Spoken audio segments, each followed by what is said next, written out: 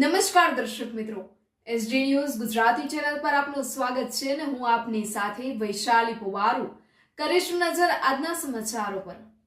ભિલોડાના લીલછા ગામે ગ્રામજનોનો bypass road માટે વિરોધ। લીલછા ગામના ગ્રામજનો બાયપાસ રોડ માટે 1 ઇંચ પણ જમીન છોડવા તૈયાર નથી। સરકાર સામે લડી લેવાના મૂડમાં। આદિવાસીઓની મામૂલી જમીનના ભોગે વિકાસના આક્ષેપો કર્યા।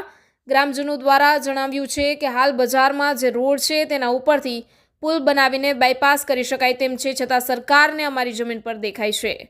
ગ્રામજનોને કહ્યું છે કે કોઈ પણ ભોગે સરકાર સામે લડી લેવા મૂડમાં છીએ, એમ ત્રણેય ગામના ગ્રામજનોએ જણાવ્યું હતું। ત્રણેય ગામના લોકોએ કર્યો છે સૂત્રોચ્ચારથી, જેથી સ્થળ પર પોલીસ બંદોબસ્ત ચુસ્તપણે કરવામાં આવ્યો હતો। Reporter Jagdish Solanki, SD news Gujarati, Aravalli. મારું નામ ભરતભાઈ પારગી, હું ખલવાડનો રહેવાસી છું, ભૂતપૂર્વ સરપંચ છું અને એડવોકેટ છું।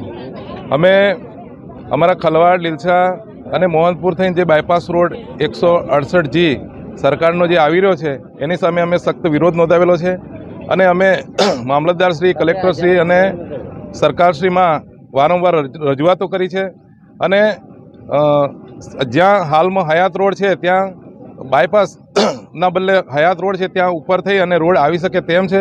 તેમ છતાં પણ સરકાર આદિવાસીઓની જમીન ગેરકાયદેસર રીતે હડપી લેવા માટેના પ્રયત્નો કરી રહેલ છે। ખરેખર એની સામે સખત અમને વિરોધ છે। અને બીજું કે આ વિસ્તાર 5મી અનુસૂચિત વિસ્તારમાં આવે છે। બંધારણમાં એના માટે સ્પેશિયલ જોગવાઈ કરવામાં આવી છે અને રૂઢિગત ગ્રામસભા જ્યાં સ્થાનિક લેવલે હયાત હોય ત્યાં એની મંજૂરી લેવાની હોય, ત્યારે ગ્રામસભાની પણ મંજૂરી લેવામાં આવેલી નથી।